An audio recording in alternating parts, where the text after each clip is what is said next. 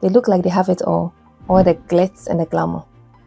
But they are just puppets being used by Hollywood to influence these younger ones. Pray for them and subscribe. But God wants someone to know that He is about to turn that negative situation into the biggest blessing in your life. PopStars. They're talking about PopStars. Sabrina Carpenter, who is the newest edition of PopStars. We see these PopStars, right? They often start their careers with like a good girl image to attract all the young, impressionable fans as soon as possible. And then later, after their career progresses, immediately you see like a switch. They transform into this rebellious bad girl to show that, oh, I am in my woman era, my grown woman era. Trust me, this shift is not just personal, but it's a calculated move by Hollywood.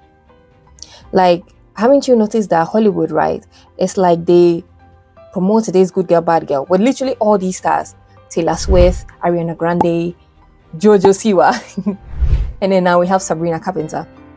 They normalize it and then they glamorize these behaviors. And even though these behaviors are like aligned with rebellion, materialism, I spoke about being a material girl and why material girls always lose on my channel. So click it to watch it after. And self-indulgence. It's all about follow your heart. This is my truth. This is good for me. Or I love that for you. And why does Hollywood encourage this kind of content? There's a lot of reasons and I'll speak about it later too. But then most of all, they encourage this kind of content because, well, it sells. They're all about the money, the cash, the bag. Sex, drama, controversy, these kind of things, they draw attention. And so it leads to more streams, more clicks, and more money, profits. So the transformation from good girl to bad girl, Taylor Swift, she's this most, like, the way she can sell, it sometimes blows my mind. Like, she has been made to be an idol, like literally a god of this current generation of Gen Z girls. She began her career with the country girl next door music. And she was singing all about love and heartbreak. And I think she was singing Christian songs or something. I'm not sure. Like having fairy tale endings and those kind of things. But then, as she grew up, she transitioned into pop. And then her music and her persona became more edgier. So she started I don't know, Taylor Swift fans, don't come for me, please. Don't come for me. I'm just saying how it is. She started glamorizing witchcraft and magic and toxic relationships, like things like Blank Space. That music video, I'm like, I like watching it because I find it fascinating. Some of the lyrics were like, she can change bad guys, so I can make the bad guys good for a weekend. I'll find out what you want and be that girl for a month. And well, her whole thing is like, we are young, so it's fine.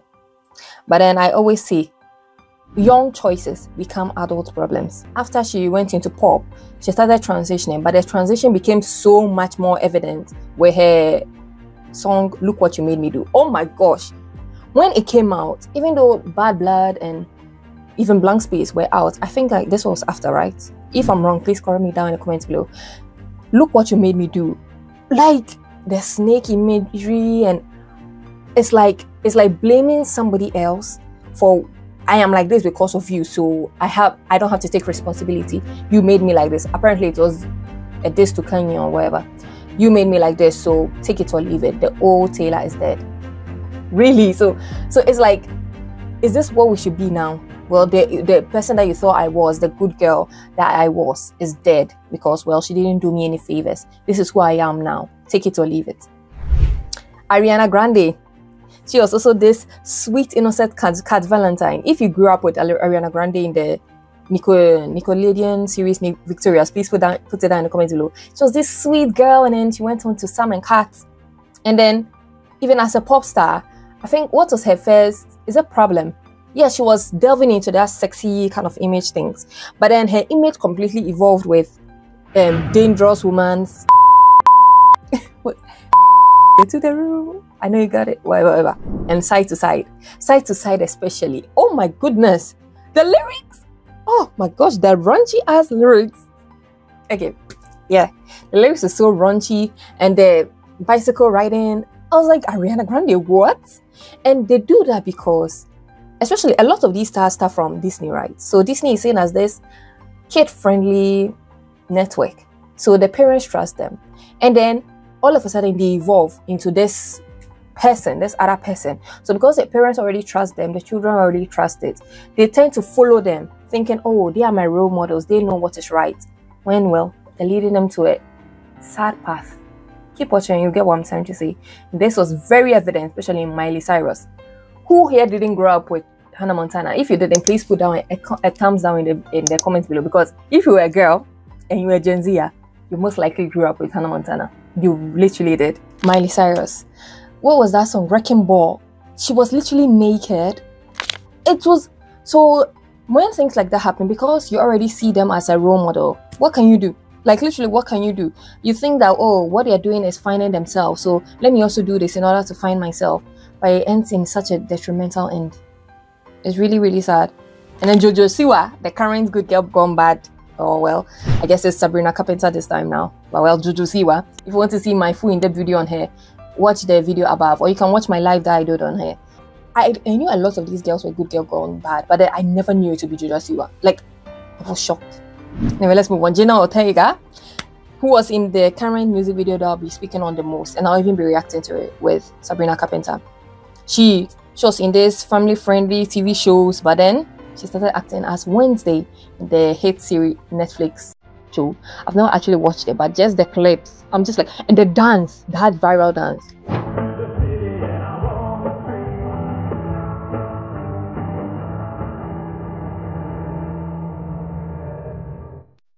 If you tell me it's not demonic, the way her eyes were moving, that's not normal. That's not normal. That's not normal. It's demonic. You can argue with me, but it doesn't matter. That's what I think. And yeah, it's like it has become a trend among these youngsters to break free, because it's like restricted from their good girl image.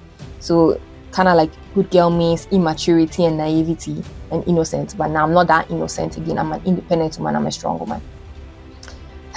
Okay, now the main boss. We have Sabrina Carpenter. She was also this Disney star, and I also used to watch her when I was younger. Well, she was also younger, but yeah, I used to watch her too. And she was in Sabrina the Teenage Witch, so I was like a bit iffy, yeah, because they were basically glamorizing witchcraft at that point.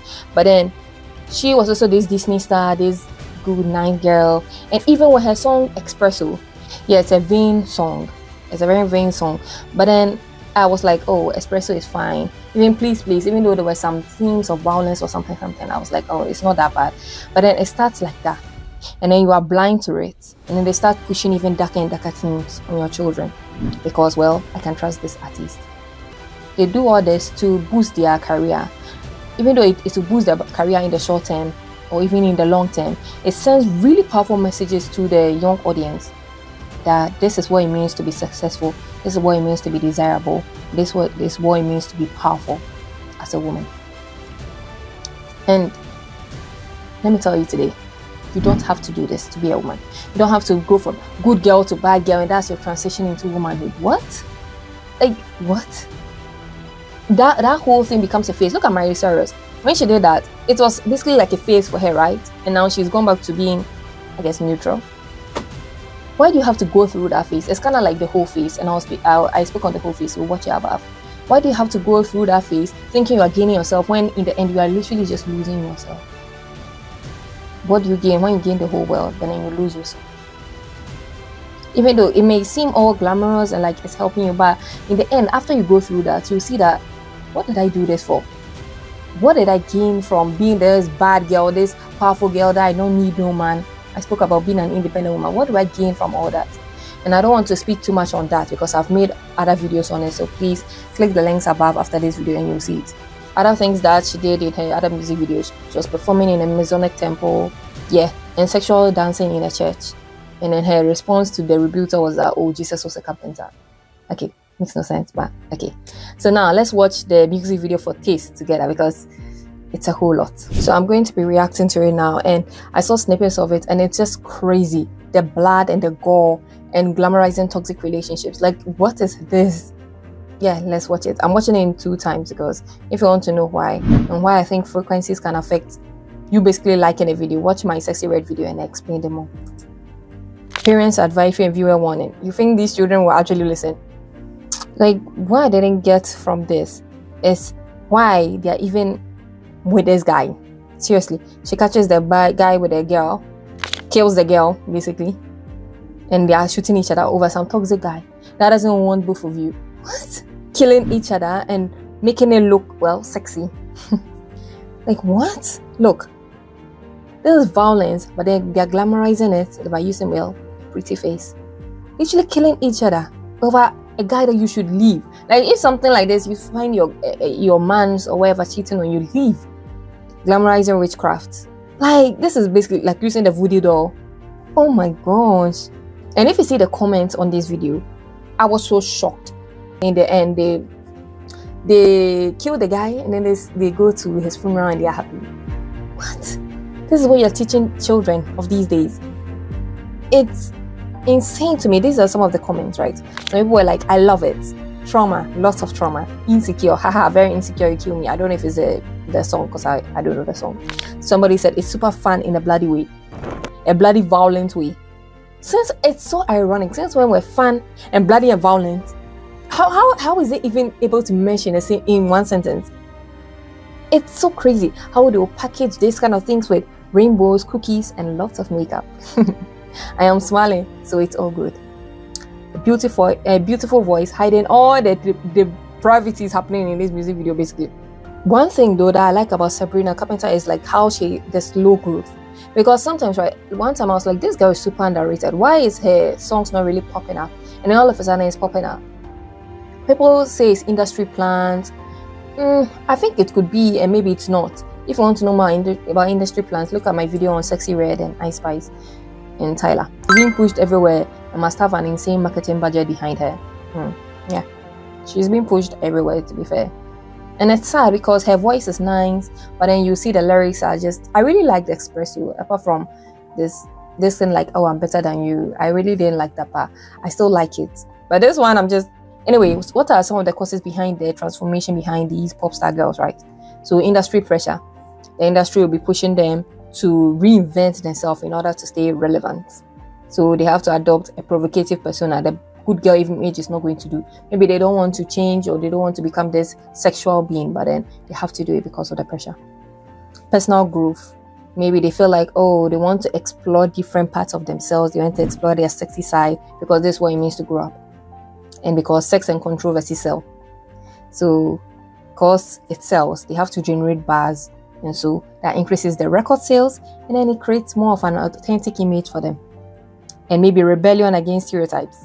So maybe they are trying to rebel against this good girl image that they used to have. Or maybe Disney was forcing upon them. So they do this to assert their independence or creativity. A lot of them say it like that, but I don't really think that's really the case. What does Philippians 4 verse 8 say? It tells us to focus on what is true, what is noble, what is right, what is pure, what is lovely and admirable. So when you are consuming media or music videos or songs, like really evaluate what the message is trying to portray. And even if like this song, right, I don't know what the lyrics are. Maybe the lyrics are not like how the music video is. So look at both the music video and the song in order to know.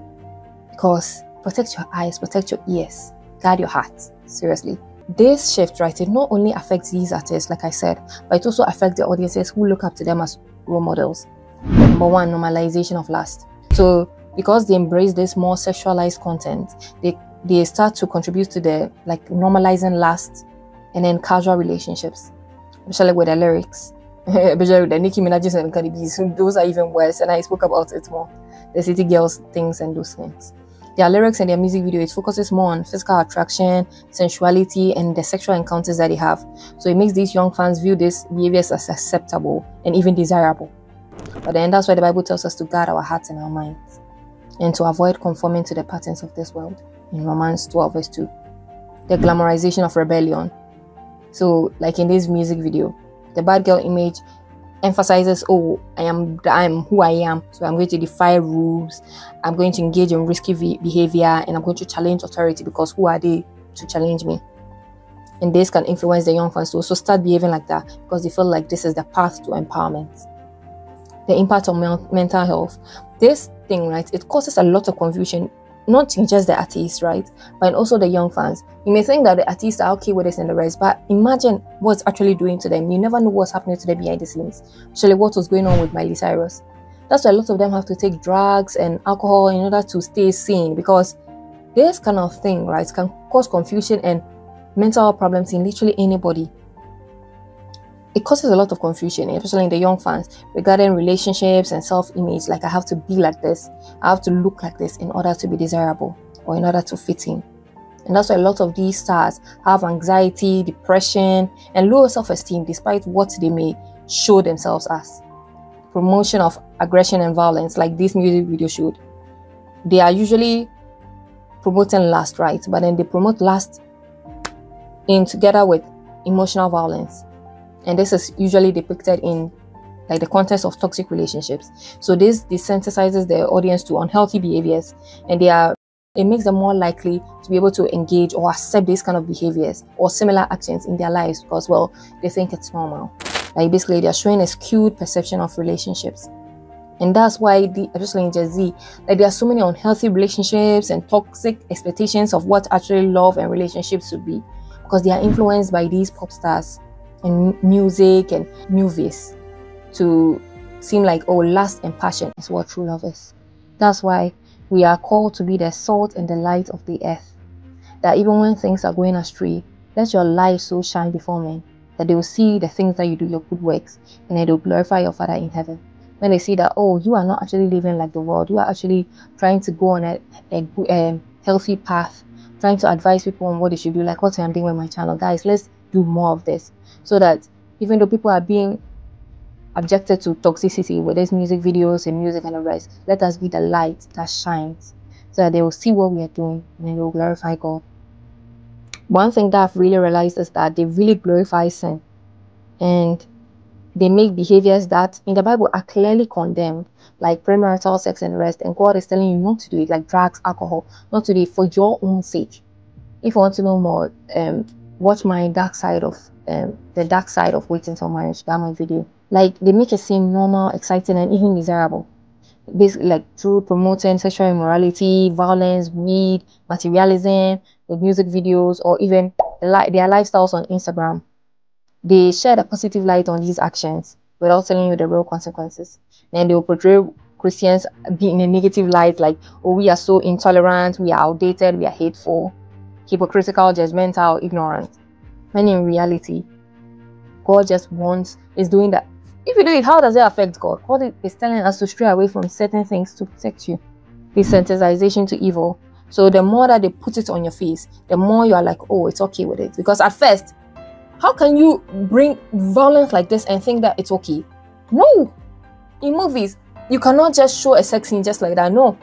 Because people will be like, nah, there'll be backlash. But now, we are so desensitized to it that it's like, oh, what is next? Oh, haven't we seen this already? Like, okay, they're doing this, so it's like it's normal to us. And these kind of things can dull spiritual discernment. So it makes it harder to accept sin in our own lives, and makes it us less sensitive to when the Holy Spirit is telling us that, no, don't do this, don't do that. And that's when people's hearts become hardened, that they no longer see sin as something to avoid, but then, oh, this is just another part of our life, so let's just accept it. They don't see sin as something that is actually hurting them, as something that, oh, let me just partake in it because this is the life. That's why 1 John 2:15 says, do not love the world or anything in the world. If anyone loves the world, the love of the Father is not in them. For everything in the world, the lust of the flesh, the lust of the eyes, and the pride of life, comes not from the Father, but from the world. And the world and its desires will pass away, but whoever does the will of the God will live forever. Matthew 16:26.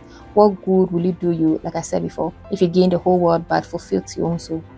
Or what can anybody give you in exchange for your soul? So let's continue praying for these stars, because a lot of them are doing these not in their own will. If you want to know, have a deep dive on Taylor Swift or any of these pop stars, put in the comments below.